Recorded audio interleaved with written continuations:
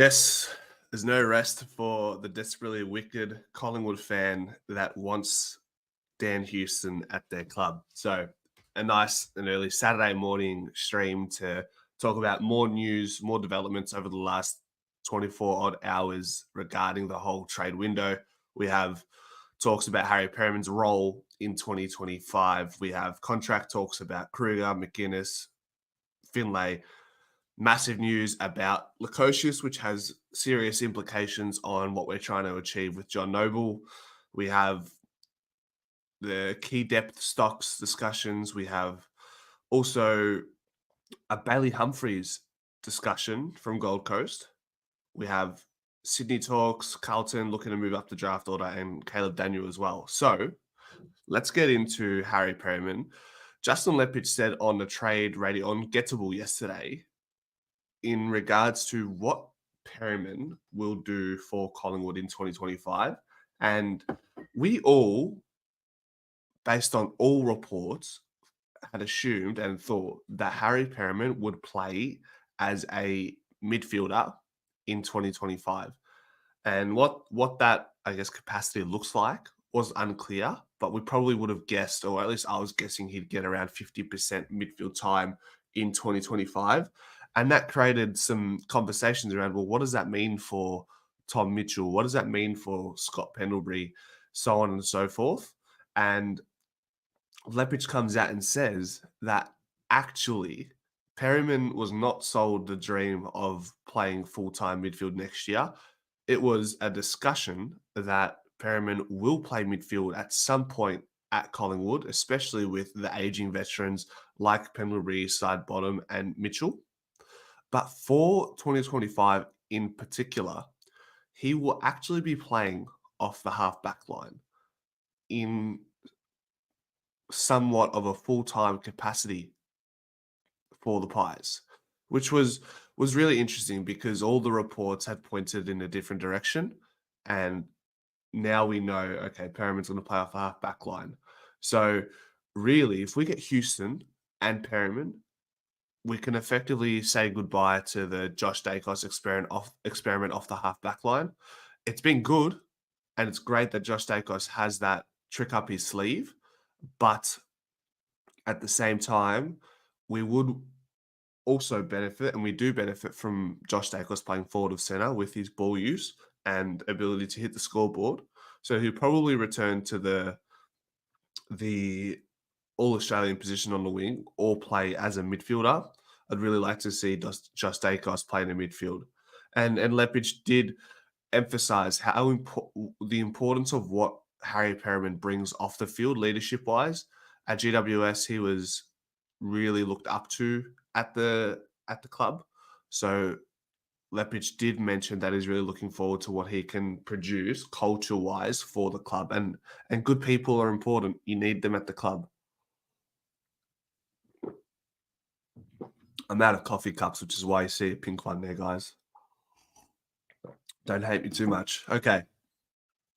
There was also contract talk updates about Kruger, McInnes, and Lockie Sullivan. The question was asked, what's going to happen with them? Where do they stand? And Lepage essentially said, look, it's an undesirable position to be in as a player. Lepage definitely empathizes for those players in that situation, but he said that they will give those lads an update as soon as the trade window ends. So we will know that what capacity those guys will be in at Collingwood next year, if at all. And looking at the list management that we did with POM a few days ago, there needs to be a few more delistings to make room for Houston. We've got room for Tomlinson already, or we've got room for one more player before any delistings, but then we will have to make at least one or two more delistings, maybe more, if we do take some picks to the draft. And at the moment, we have three draft picks on our hands. So we'll see if that, I guess, or what transpires in that, because that's a like keep an eye on, but keep a tab on it for now, and we'll revisit it.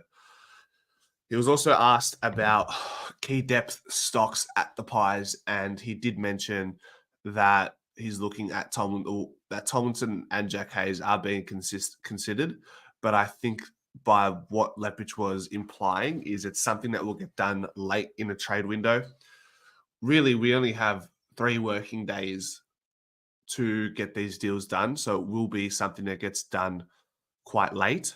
That's what it sounded like by Leppich. They are looking to prioritize the John Noble trade and then subsequently the Dan Houston trade. So that's where we're at with Tomlinson and Jack Hayes.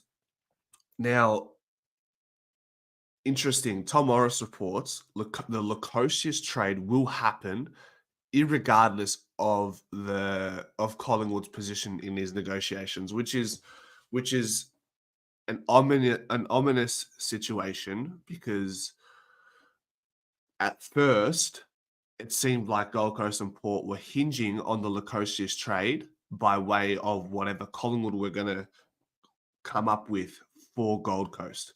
That now doesn't seem to be the case. Somehow, this doesn't make sense, but somehow Port Adelaide are looking to trade a first rounder, a second rounder, and there will be a swap of late picks as well, probably going back Port's way. So if we go, how does that make sense if Port don't have right now by that conversation, draft order 0 hanger? Let's have a look. How are they going to do that without firstly not offloading, but trading away Dan Houston? That's my question. Let's see here. Are they saying regardless of where Dan Houston goes, they're going to get it done? It didn't sound like that. It sounded like they're just going to get it done either way. But if we look at the picks for Port Adelaide, they have pick 39 and pick 58. So how does that trade get done with Gold Coast if they don't have access to a first round? Are they implying they're going to give away a future first? The other thing is Jack Lukosius, guys, is reportedly owed $2 million in his final 2 years at Gold Coast. So that's $1 million a year. So clearly, Port Adelaide are going to have to pay a large sum, or Gold Coast, right, are going to pay a large sum to actually offload Jack Lukosius' salary. So if Port Adelaide give a first rounder and a second rounder, then it seems that if that's the case, then Gold Coast will be willing to pay some amount of the salary. So that's that. Here's Collingwood's draft hand at the moment, 36, 52, 55. I imagine we use this pick here for Jack Hayes, and I imagine pick 36, I'm hoping we can take this to the draft, yeah? And then if all things work out with the Gold Coast trade, we get pick 23 and somehow hold on to that and take that to the draft as well. So we can get, as mentioned, Job Shanahan's, Thomas Sims, Whitlock twins, Jonty Faull, these types of players, right? And maybe we might even watch some highlights of these players, guys. Let me know if you're keen to watch some highlights of Jonty Faull, Job Shanahan, these types of players who are on our radar in this draft window. Let me just pop it up 1 second. Jonty Faull highlights. We can watch him sooner rather than later. We've got some good stuff here. We'll get a good idea of these players. But so that's that with the whole Lukosius thing. The other thing that came into conversation yesterday was we actually inquired about Bailey Humphries amidst the Gold Coast trade for John Noble, and Gold Coast stubbornly advised Collingwood that he is not on the trade platter.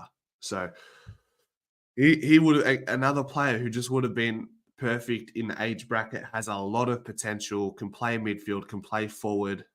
We're not going to get him in that trade conversation, but I guess it paints a larger picture for us that we really don't know what's being asked and what's being talked about in these trade negotiations. Leppich said, maybe it was a hyperbole, but Leppich suggested that they're up to their 30th variation when it comes to the John Noble trade. So it just goes to show, imagine the amount of players and types of picks that have been in question when trying to complete this trade. Like, who would have thought? No one here would have thought we would have asked about Bailey Humphries. The fact that he's in contract, he is a required player, but list management seem to ask every question possible. They leave no stone unturned. So that's what I've learned. That was really interesting for mine. What else do we have? So Sydney and the Dogs are now also pushing really hard for that pick that Gold Coast have, pick 13. The reason why, once again, this sort of confuses me and misleads me is Gold Coast, right here, they've got a bunch of picks. They want, or they seemingly need players, ready-made players. John Noble is a ready-made 27-year-old off the half-back line, extremely reliable, right? And now they're taking the high ground and shopping their pick to teams like Sydney and the Western Bulldogs. For mine, that just doesn't make sense. John Noble wants to go to Gold Coast. It seems like Gold Coast are trying to get the best of both worlds. They're trying to give away maybe just pick 23 and or 29 instead of this. They want to shop this around and give this to somebody else. And it might not be Collingwood. Gold Coast also have pick 6, and they're looking to wrap that up in a bundle for the Dan Rioli trade, which is something that hasn't happened yet. Look at that. They've got 5,116 draft points from their draft value index. So be interesting to see what they do there. Carlton, they are tripling down on what they've said with their trade method approach, and they're looking to take their picks now, which are pick 12 and 14, and they're trying to take, where is it, pick 3 from West Coast. So they're trying to get someone like Finn O'Sullivan, and what that means for Collingwood is it just seems less and less likely that Carlton will be in the conversation any capacity for Dan Houston, which makes our lives a little bit easier. But the problem is Gold Coast are being pricks. They're being pricks. They're playing hard to get. And you can tell from day one of Lepich talking in front of the media for the trade window, he looks energetic and optimistic and ready to tackle it. By the time yesterday when he was on trade radio, he did sound a little bit frustrated, didn't he?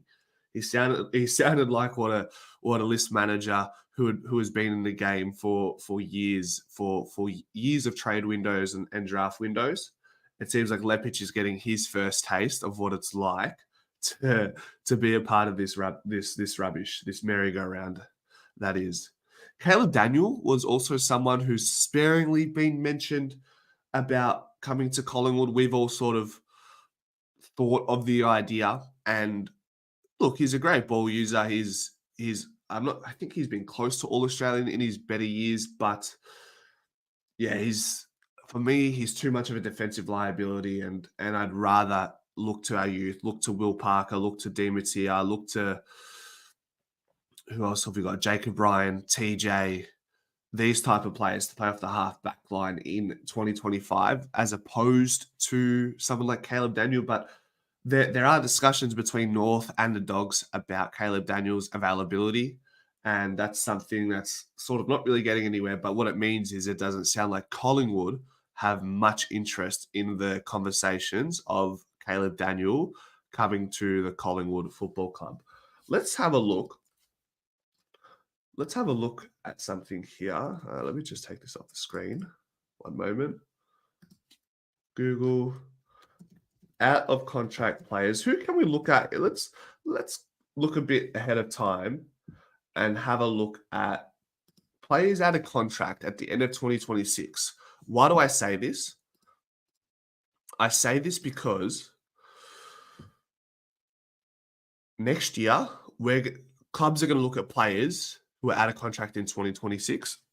Typically, players will be shopped around a year before their contract ends. Why does that happen? That happens because clubs want to get something out of these trades, and the clubs who have these players on their list want as much leverage as possible in trade negotiations. Whereas if you leave it to the last year, if you're a non-free agent like Bailey Smith, if trades get stumped and remain in an impasse, players can choose to self-delist and go to the draft and end up going where they probably want to go anyways. And if you're an unrestricted free agent, you're just going to lose out. You might get compensation depending on the contract length and the age and the salary. But that's why clubs look at players a year in advance. So let's have a look. Let's imagine we're at the end of 2025. We're here now in 12 months' time. Let's have a look at the type of players available. Jordan Dawson is an interesting one straight away that comes to mind. But at the same time, he's from Adelaide, but he fits that halfback position really well. Jordan Butts is a really good one. He is a key size defender. He's had a few injury woes. Where's he from? Because that is a player I would definitely be inquiring about if I was Collingwood in 2025. He's from the Murray Bushrangers. So he's from Victoria. He was picked up in the rookie draft in the 3rd round. So I would imagine this is a player that is somewhat gettable. And like we said, we have Tomlinson potentially, right? But he's just a stopgap. And it's very likely that we're not just going to get a key position defender from the draft and they're going to be ready within 2 years, let alone bloody 5 years, right? So if you guys don't know much about Jordan Butts, I encourage you to look into him. He's 198 centimeters, so he's really tall. What's that, 6'5", 6'6", 24 years old. Really good age bracket. It's exactly what Collingwood would be looking for. He's, what do you call it? Yeah, 99 born and born on the last day of the year. Let's have a look at Wheelo to see what his stats look like, because he's someone that, like I said, really, I guess, piques my interest as a Collingwood supporter because of the issue we have with our defense stocks right now. View match stats. Let's have a look at his highest rated games. You got any coaches' votes? So he had a really good stretch in 2021 before he did his ACL. He did his ACL in 2023, but this is a guy who can take contested marks. Not the biggest intercept mark accumulator, but we saw in 2024 in round 13 and 14 after coming back from injury, Jordan Butts finds the ball and takes 4 intercept marks. So it's someone with a lot of potential and has had some injuries. How many games did he play in 2023? Let's see. I think it was it 2022? Okay, so he's actually played some games. Maybe he didn't do his ACL, but never mind. He has had some injury woes, but that's Jordan Butts, so that's an interesting one to consider. Who else do we have? Sam Berry, but I believe he extended his contract, so that's not up to date. Mitchell Hinge is another really good one. He's one of the best backmen running off the half back line in the league. So let's have a look at old mate Mitchell Hinge from Adelaide and where he's from. He was at Brisbane initially. He's from Glenelg, which is Adelaide, guys. Is it not? Is it not? Let's just quickly check. Glenelg. Yeah, that is Adelaide. So look, we'll probably skim over that one because he will not move if he's from Adelaide, in my opinion. Let's look at Brisbane. Oscar McInerney, I probably wouldn't. Zach Bailey would be an interesting one. I reckon this is someone who might come into conversation. He's not from... Is he from Brisbane? Norwood. Okay, leave that alone. We're always going to look for players who are in Victoria, right? Carlton. Jeez. Lachlan Cowan has been a revelation for them, so I imagine they'd be desperate to hold on to him. Let's look at Collingwood. So next year we have Darcy Cameron out of contract. So I would like to think that next year we complete the contract negotiations with Darcy Cameron as early as possible. You could argue right now, as we speak, Darcy Cameron is the most important player for Collingwood in a role sense. What he's able to do in a ruck, guys, his second half of the year, just being able to dominate aerially and provide great competition in the midfield and in the ruck, and be able to go forward and kick goals. He's someone who deserves a really good contract. And with 5 players on 1-year contracts and the total player payments increasing very soon, I think Darcy Cameron will get a bag. And he could be earning close to 900K if all things go well for him. Jack Crisp, geez, is there a world where someone like Jack Crisp goes back to Brisbane? I mean, it's his home state, isn't it? He's from Brisbane, isn't he? Let's see. No, Murray Bushrangers. Okay, never mind. He should stay at Collingwood.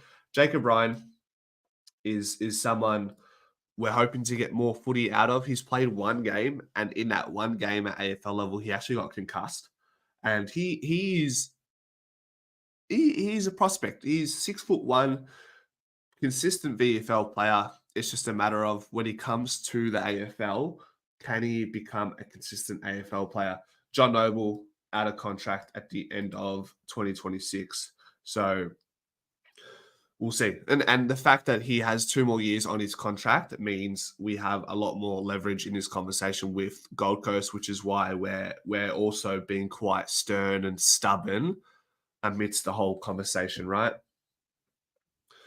Who's at Essendon? Nate Caddy would be a good one. Once again, it seems like Essendon are trying to build their future around someone like Nate Caddy. So I highly doubt we see someone like him leave the club. He's exactly what Collingwood are looking for when it comes to draft stocks. He's a key size forward. He's not, I think he's 193. He plays so much taller because of how well he marks the ball at the highest point. 193, yeah. So 193, Northern Knights prospect. Thomas Sims is from Northern Knights, so that's an interesting one. They seem to develop some nice key forwards, and Anthony Rocker's had his hand there as well, so maybe that has something to do with it. Nick Cox is another interesting one. He's been up and down at Essendon, started his career really well at Essendon. He's a very versatile player. He's 200 centimeters, can play wing, can play forward, can play defense. He's another player, if I was Collingwood next year, that we should inquire within about 100%. Fremantle have a bit going on. Will Brodie's one who came to Fremantle and had his best season in his career by far. So is that something we look at as well? How old is he? He'd be about 26, 27, wouldn't he? 26 years old, Murray Bushrangers product, pick 9 in 2016. So maybe that's someone we can also look at moving forward. Geelong, there's nothing really there doing. Gold Coast, Ben King, that's an interesting one. Is there a world where we can fucking get a hand on Ben King next year? That would be massive. Cadman as well. That would be nice. Jesse Hogan. But yeah, we get the point, guys. Let's have a look at some of the comments. What's going on? Too early politics fan. What's going on, Dad? How are you? Adam, I thought I wasn't streaming today, but I just figured I'll just jump on. Rather than doing a pre-recorded video, I thought I'd just hang out and do this. Let's go, champ. I know. Time to get a haircut. What do I know about Houston? Yeah, you've been here since 8:30, so I'm sure you would have heard what I said. I think Graham Wright wants to screw us thanks to pinch. It's unfortunate, isn't it? It's unfortunate. Looks like Houston's got, he won't be going to Carlton, Tony. They're looking to bundle their first round picks to get even higher up into the draft. Yeah. So yeah, they're not allowed to trade their second. Matty, how you going? Morning, mate. AJ to Brisbane for a pick. Look, like I said, the fact that Bailey Humphries was inquired about in the John Noble trade means that Collingwood will be shopping for any player, considering any player, and also considering selling any player. So I imagine AJ. What do Brisbane have? Let's have a look.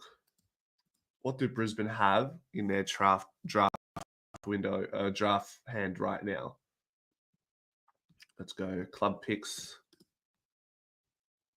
So maybe, is there a world where we can get pick 66 from Brisbane? But just be mindful that Brisbane do have 2 academy picks in the top 20 this year from memory. So they're going to look at stock using these picks here to match bids for these players. Ashcroft at potentially pick 1, and also the other academy player. So I'm not sure if they're going to be super willing to give this up, but that's definitely some consideration, right? Sash, how you going? Finn to the Saints with his brother for a pick. What do St Kilda have available? See, here's the thing. I don't think Finlay McRae is even worth pick 47 at the moment. So what we can potentially ask for, and similar to Brisbane, was it Maddie? Maybe Brisbane can trade a future 4th for AJ, and then St Kilda can potentially trade a future 3rd or 4th to get Finlay McRae to the Saints with his brother. That's something that's probably a chance to happen. Whether it does or not, I'm not too sure. We'll find out more. As the next, wait for Monday, Tuesday, Wednesday, it's going to be hectic because there was so little kind of happening. There was conversations happening this week, but not a lot was happening in the world of actually officially coming to agreements with certain deals. So that's another great question, Maddie. Houston will land at the Pies. Let's go, champ. Yeah, the frustration with the trade period is that we, as supporters, get no real information and have no idea with what is going on. It's an interesting one, Nathan. But at the end of the day, I think the respect and confidentiality and the need for it has to be there. It's clubs don't want to be disclosing to the media what deals they're offering. One, because that's a revolving picture. It's always moving. The tail is always moving, right? So what is the potential trade offer 1 hour ago could be different in 2 hours. So it's always evolving and changing, which makes it hard and can become even more misleading to the media. So I think in this case, Nathan, we just have to trust the list managers and believe in what they're trying to figure out. So let's trust Lepage on this one. Brayshaw is out next year as well. That is an interesting one. I'm wondering if Brayshaw would come to Collingwood. I know this is a bit petty, but would Brayshaw consider coming to Collingwood while Maynard is in the team? Would that be just a little bit weird?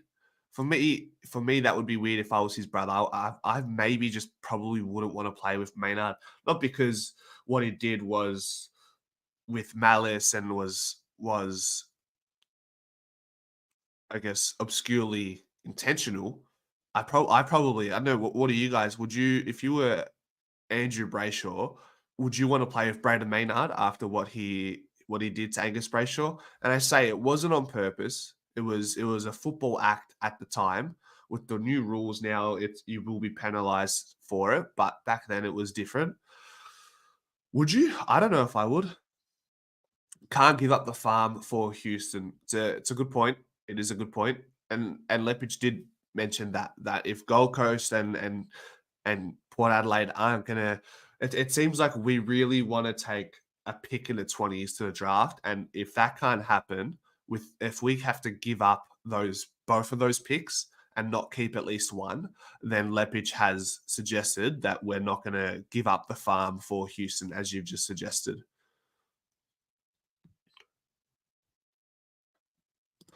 Too much focus on Houston. He's only a halfback flanker. He is only the best halfback flanker in the league. He's 6'1" and takes nearly 2 intercept marks a game. So not only are we getting an offensive weapon, he is defensively reliable. John Noble barely averaged half an intercept mark in his career at Collingwood. Dan Houston averages nearly 2 intercept marks a game. So we're getting much more than just a halfback flanker. We're getting someone who is good defensively and offensively. So that's massive. McRae won't pay that much for a ruckman. That's why we traded Grundy.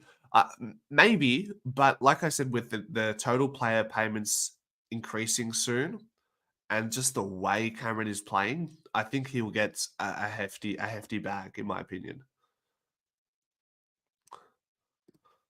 Lesson I texted about last week about Werribee captain Dom Brew. He is a Luke Hodge type, and Campbell Brown did say should get a chance to prove himself. It's not about ready-made stars all the time.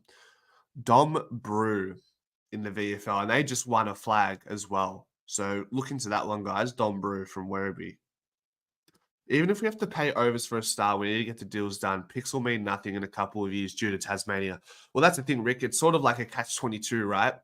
With that logic. Like, yes, let's use our picks because the picks in the future won't mean as much because of Tasmania. But at the same time, if we have access to this draft, one of these great drafts of recent times that have great depth, the argument would be on the other side is, well, why don't you just go all in on this draft and then go from there? Because if the drafts in the future are going to be compromised because of Tasmania, then why aren't we looking at this draft? That's me playing devil's advocate there. Hope we hit Houston. What a powerful side. It would be huge, Christopher. Thanks for joining the stream, man. But yeah, that would be huge. Can we sign a key forward? Let's sign Madison Tallarico, the only player to score 100 goals in the Southern Football League in the under-19s league. The only player. Maybe we can sign Madison Tallarico. But you're not a key forward. You're barely 6'2", man. You're a medium-sized forward. You're a little bit bigger for the under-19s at that time. So maybe you depended on that, man. Maybe you depended on that. But that's that. Yeah. Hopefully, as we've said, if we can keep pick 23 or pick 29 and take that to the draft, that would be massive. Let's have a look at Jonty Faull. This is one of the players who could potentially slide into the 20s in the draft. Peter says we have zero choice but to trade for mature players and the fall off in 2 years. Look, if there's a fall off in 2 years and we win a flag or we go back to back the next 2 years, then it's all worth it, in my opinion. But let's have a look at Jonty Faull. This is a player Collingwood will consider drafting, as he is a almost key size position player who's really good at the ground ball level as well.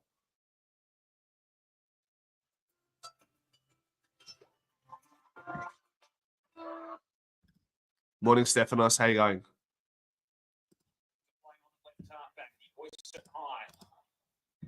Front spot, almost too easy. Probably held up in the breach there for Jonty Faull, who's come a long way up the ground. He hit 4 goals last week. Kicked towards left half forward. Hannaford who kicked 6 last week. Pass goes back. Having to concede ground. I think coming there from Grillage. Turning, feeds it back. Long kick on the way from Molan to full forward. Forward the front spot. Couldn't quite take the mark. All up on the attacking 50 for the Rebels. Can they manufacture a goal here? Smith. That ground level gets the hand pass away. Out of the congestion. Well, lots of fortune in the front spot. Saldo with the hand pass. Beats it back. Kick down the line is going to be marked. Ford getting to the front spot. 52 metres out from goal. Jonty Faull. Wow, that's a real darting kick.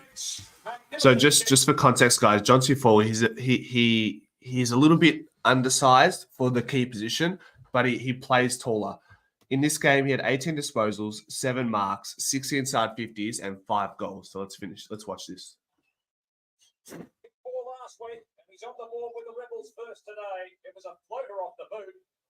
Buys another 20 metres. Kicks towards centre half back. Faull. Leaps high, couldn't take the mark. He's out. High left foot kick.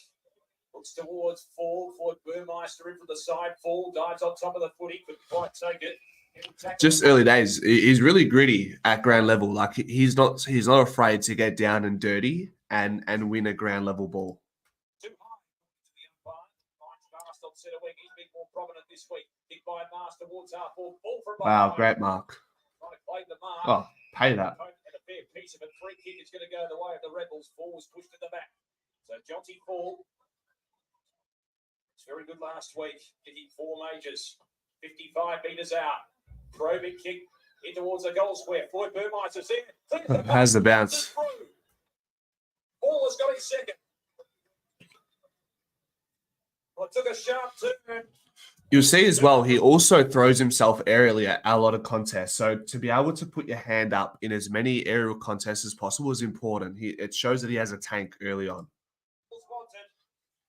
Spot that Perryman did well. Showed him in a conviction at left half back. Hit towards Faull on centre wing. Hits his footing on the bounce. Quick pass to Hicks. Smith shoves him aside. Wins the footy. Did it well. So Caldo bumps it long inside the 50. At the back is Mast. Kick for eye contact, I think. It's going to go against Callahan. He's just appealing with the umpire. This one's from outside 50. We saw from that last kick outside. No way he nails this. Right? Reason he's back. Ball from 52 metres. That came off the side of the Shanks that. At the top of the square. Charlson electing to go along here. He signals in the direction of the top of the goal square.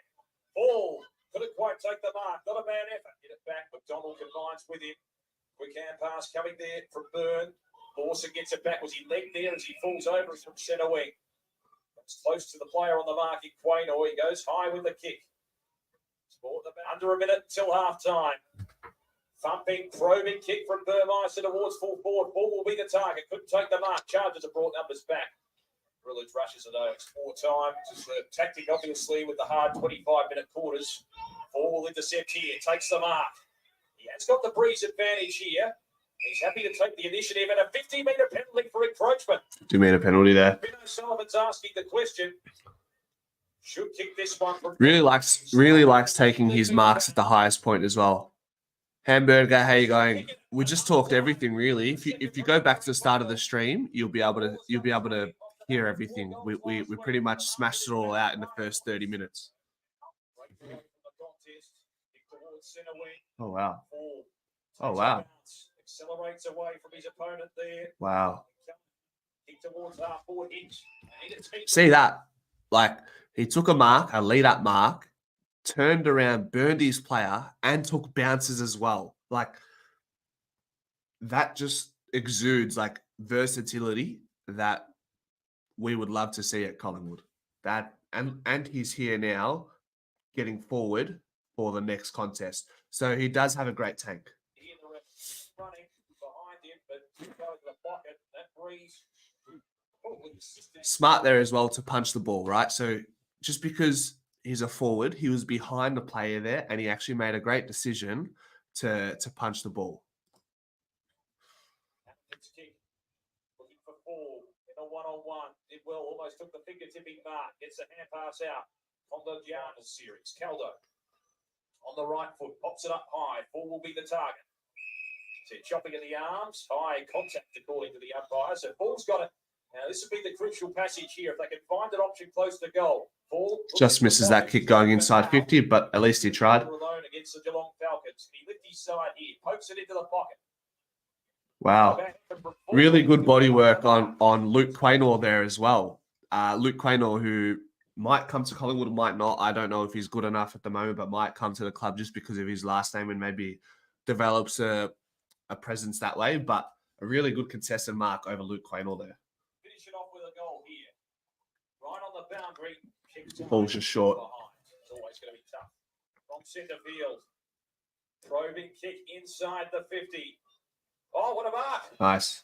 Faull was the only... I really like that because he read that better than anyone. Just then, he read that better than anyone. And he trusted his judgment and stayed down. Everyone else went up. Let's see. Was there any body work involved to push anyone underneath that? So he's in between 3 Chargers players right now. And everyone jumps relatively the same time, but Jonty Faull times it perfectly. Oh, what a mark. Faull was the only one Taking his fourth goal here. So this is goal number 4. And he pops it through. Straight away, the Rebels are on the board in the last quarter. It's back to a 10-point ball game. Jonty Faull, his way out of trouble. Emmett's hand pass. Smothered by Bennett. Kicks it high around the corner. Still a chance. Diving out after it is Faull. Just couldn't quite get there. Figgle bounce for him. Ricochets back to him. Faull gets a little kick forward. He loves competing, doesn't he? Sullivan tackle with Concham at ease. He kicks it towards half forward. Faull will be the target. Chance now for Hicks. Away only as far as Mast, who had a good first half. Winks it towards centre half forward. It's a Figgle bounce. It favours Faull. Wow. It's the hand pass in front of himself. Big chance here for Jonty. Wow. Look at that. Second, third efforts. Keeps the ball close. Keeps his feet. Really good. Lawson has had a good last quarter. 5 goals in that passage. Evan wins it down. Unwin hacks it on the boot. Towards the outer side. The race is on. Let's get Jonty. 65 out from goal. Gives a hand pass off. Well, he tried to find his teammate. Hicks towards half forward. Hicks is the target. Pulls out the back. Hannaford's lurking. The pressure certainly applies. Floyd Burmeister takes it out of the ruck. High left foot kick towards centre half forward. Good mark. And Faull takes the mark. So this game is close. So this is important. This could be a clutch goal. Give the Rebels the lead. Late in this preliminary. Really nice kicking action as well. Kick off the boot. It's through the centre. Very nice. What a great pressure kick from Jonty Faull. There you go. So these are the types of players that would potentially fall around the pick 20 to 30 mark in the draft. And if we get a hand on players like Jonty Faull, then that will help our future for sure. Guys, do you have any other questions? Let me know if there's any other questions in the chat. There's 34 of you here on a Saturday morning. I appreciate all your support. But yeah, over to you guys. Any questions that you would like me to answer? While Peter says Houston will announce on Monday he wants to go to Carlton and was just waiting for them to secure another first-round pick. Take it to the bank. This is right at work. I'm going to bet against that, Peter. It's been reported that Carlton are going to use pick 12 and pick 14 to go to the draft and potentially pick up Sam Walsh's cousin, Finn O'Sullivan, at pick 3. And they're going to try get West Coast's pick 3 to do that. So, yeah. Yeah, any questions, guys? Also, 32 of you guys are here. You guys are the committed Pies Footy supporters. Here is a mailing list. We've got over 30 people on the mailing list now, and I will be sending emails, everything about Collingwood throughout the season. I will start to get some off-season emails going as well, notifications of any events, giveaways. But yeah, I'd really appreciate if you guys want as much Collingwood content as possible, then consider joining the mailing list. And you won't miss anything. You won't miss anything. So definitely consider joining that mailing list. Giveaways, quizzes, events, Pies news, Pies Footy news, whatever it may be. So yeah, definitely consider doing that.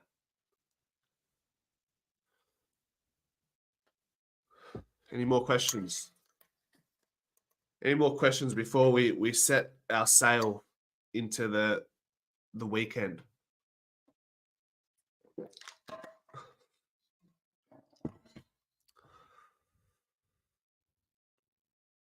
I'm looking at all 34 of you.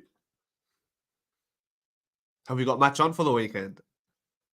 What are we going to do? There's no soccer. There's no AFL. I mean, it's AFLW. There's no NBA. What are we doing? What are we doing to get ourselves through this weekend with limited sport? No rugby. What are we supposed to do? What are we supposed to do?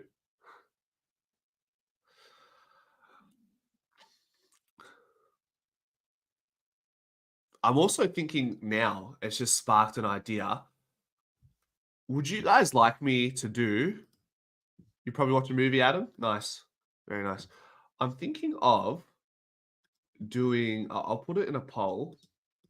Actually, I won't. But I'm going to do analysis videos on draftee prospects that Collingwood players are looking to acquire in the draft. Is that something you guys would like to see? Where, you know how I did the Harry Perryman analysis? Would you like me to do that for players that we could potentially draft this year? where I do annotations and show everything. Mitchell, how you going? We'll be rebuilding once the retirement starts happening. Better off to do so just before the Devils join the competition.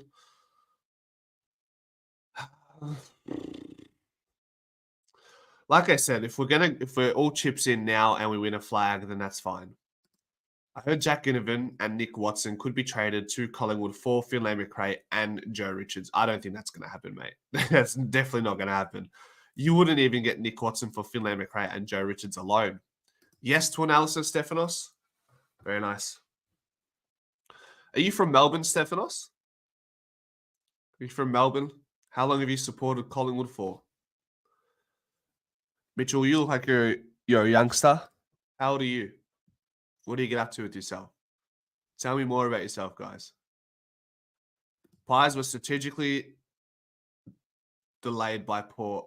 Best bet, we get pick 13 and 29 from Gold Coast. That's what it sounds like. 21, Mitchell. Nice, mate. Nick Watson is a silly one. I don't want him to the Pies. Hey, live and die by the sword, Peter. Live and die by the list management sword, right? We'll be fine. Collingwood are perpetually competitive for the most part. Come down, Houston. Come down, Houston. That's all we're here. We did the live stream to manifest Dan Houston. That's what we're doing. That's what we're doing. Christopher, no dramas. Thank you for being here. It's a Saturday. It's 9:15, and you're here. Love that.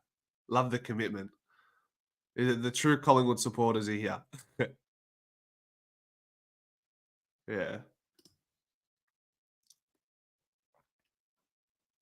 It's funny. I did a video.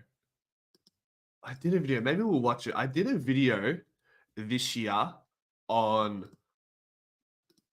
draft prospects. I mean, trade free agency prospects. And all of them have signed on. So it's funny how quickly things change when, like, in the space of 6 months when it comes to free agency. I talked about Mac Andrew. I talked about Oscar Allen, Luke Davies-Uniacke. I talked about Harrison Petty, these types of players, and all of them have signed on, or barring Oscar Allen. So it does certainly change the landscape of free agency pretty quickly, but it's always worth its weight in gold. It took 28 years for me to see our 1990 flag and watch the scum Carlton smokers for years. Well, it doesn't really help your point, Peter, because between drinks, 1958 and 1990, we had nine. We were a part of 8 grand finals in that time, so we were still relevant, but we just really struggled. We really struggled to win a flag, and then from 1990 to 2010, yeah, you could probably. I think the 90s where it was disappointing for Collingwood for sure. You know, you couple that with the heartbreak around Darren Mullane, that really affects the psyche of players and would have had a lingering effect for years, right? And then in 2001, 02, 03, we play grand finals again, and then we have 5 or 6 down years there with a lot of those players, I guess, retiring. So yeah, we've been competitive and we're in grand finals. What else have we got? Free agency just seems like a waste of time if players keep signing extensions. Nah, it's all right. Ahmed, how you going? Carlton trading up for pick 3 from West Coast to take Sam Walsh's cousin, 100%. Yeah, that's sort of the news that's sort of floating around in the media world. They're going to try to get Finn O'Sullivan at pick 3, which West Coast currently holds. So they'll trade pick 12 and pick 14 for that.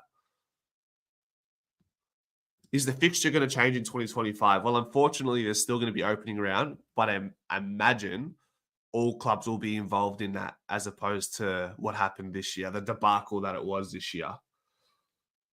What a shambles that was. Will it favour us more? I don't know. Once again, guys, Join the mailing list, giveaways, Pies Footy news, Collingwood news, event, everything. Join it. I'll be sending emails, give you quiz notifications as well. Heaps to sign up for. Who do you think for our backline could be used as a secret weapon up forward? Great question. Well, if there was a world that existed that allowed Darcy Moore to play forward, that's the obvious one. Jeremy Howe is the worst kept secret. He's a really good swingman, can play forward very well also. Isaac Quaynor is a sneaky one. I really think Isaac Quaynor could play as a forward. If Isaac Quaynor has a bad year next year in the backline, he could definitely play as a forward. If Jamie Elliott retires, or when Jamie Elliott retires, he's a very similar player in the sense he has aerial capacity, can play at ground level, and is quite an accurate kick for goal, Isaac Quaynor. He played a little bit on the wing, and he was okay there. I just don't know if that's his final position. Mitchell, could you do a mock draft all rounds? Unfortunately, Mitchell, my head is not across all draft prospects. So I leave that for the experts like Pommy in Oz and Dylan Alexander. So if you don't know those players, those YouTubers, search Pommy in Oz, which most people would know, and Dylan Alexander follows draft. Does some really good mock drafts as well. And True Footy as well, of course. Can't forget True Footy, Jesse from True Footy. I heard Nick Watson supported Collingwood as a youngster and would be keen to get down to our great club. I know it seems his claims may have no true weight, but I'm sure we could find a way. Maybe in the future, but to be honest, health, wellness, and fitness, we probably don't need another small forward right now. What, we got Bobby Hill, Bo McCreary, Jamie Elliott, Lockie Schultz, Joe Richards for now. Yeah, we just don't need another forward. Maybe in 3 or 4 years, potentially. Is Nathan Murphy coaching our backline? He isn't. Jordan Roughhead will be our backline coach. I think Murphy is in some sort of coaching capacity next year. It might be to do with development, though. Might be to do with the development.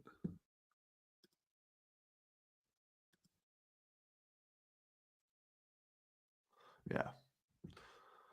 Any final questions, guys? Anything left? Anything we want to ask? We might do a stream tomorrow. The thing is, there might not be enough news to cover, but we'll see if anything unfolds. It's not a business day, so it could be different. Formula says Jack Hayes is an average idea, to be honest. Why get a 29-year-old injury-prone guy for a few years when you can invest in draft and develop a strong, athletic, tall forward? So, if we look at this,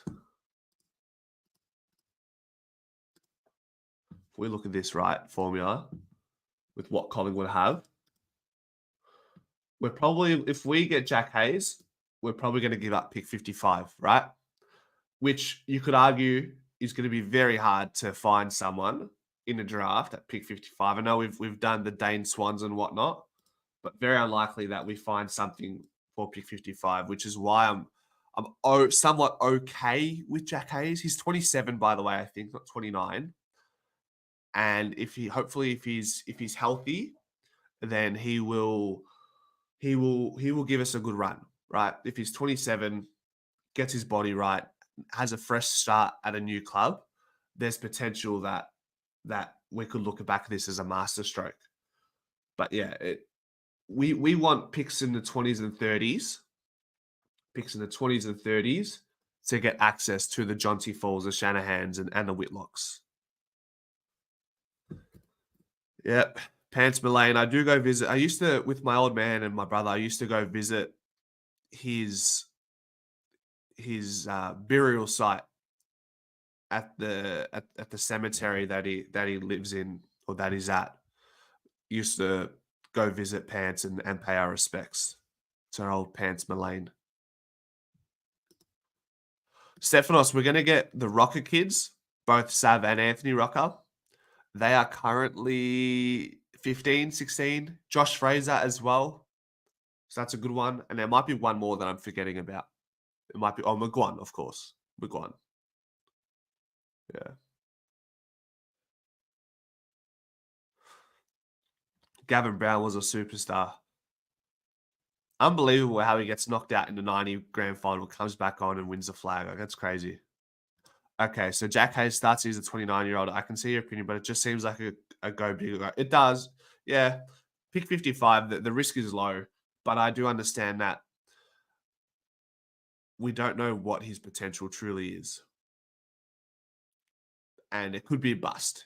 It could be a bust type situation. So I also completely see your perspective on this, and it could work out that way. It really could. But I'm trying to be optimistic. See you, mate. Have a good day. Enjoy the weekend. Yeah, both Whitlock twins would be ideal. Mitchell, which one is it that's looking to go a bit earlier? Is it Matt or Jack? Which one goes earlier? Which one goes later in a draft?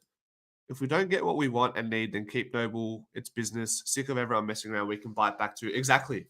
If we're just going to get toyed around within this whole conversation, then at the end of the day, worst case scenario, we keep John Noble. Or even worst case scenario, which would be not ideal, is we only get pick 29 for John Noble. And then that's where we definitely would be taking that to the draft.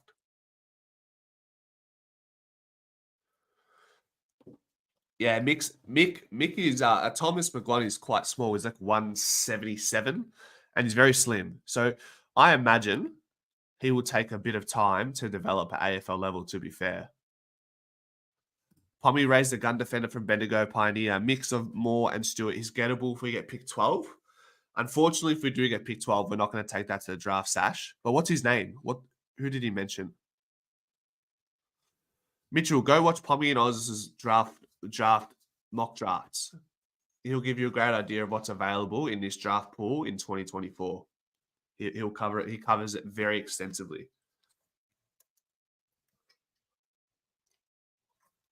So it's probably Jack Whitlock that goes earlier. Therefore, we're going to probably go for the latter one in Matt Whitlock.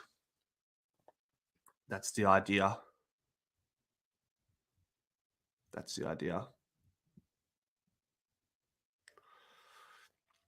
Better invest at key forwards this draft because apparently 2025 draft is loaded with high-end midfielders. So this is a good point as well, Formula. Because the draft is stacked with midfielders and clubs these days want as ready-made players like Harry Sheasel, like Nick Dacos, like Will Ashcroft, like Goulden, these types of players. These are the players that are deep this year, which means, as usual, key tall forwards always slide to the picks in the 20s, the 30s, the 40s, barring one of the Whitlock twins and maybe Job Shanahan. Or Harry Armstrong, sorry. Harry Armstrong. I wouldn't be giving up much for Thomas. Watch him in the EDFL grand final. He looks okay, but didn't blow me away. He's got things to work on. And that's good in the sense that if he still has parts of his game that need to work on, maybe he will slide in the draft next year and will cost less. Either way, even if he's a top 5 draft prospect, we'll be able to stockpile picks later in the rounds to get him for cheap, essentially. What picks are we likely to take to the draft if deals go away? Look, that's me taking a stab in the dark, but let's have a quick look. Where are we? So we currently have 36, 52, 55. We'll probably give this to Jack Hayes, potentially. We'll take this to the draft, and this might go somewhere. And then we'll have pick 13 and 23. If all works out, we'll have 36 and 23 at the bare minimum going into the draft. There you go. 13, 29 Joe Richards and a future second for Houston and Lord, depending on if we get picks, correct. Let me quickly check Twitter, see if there's any updates that we can touch on.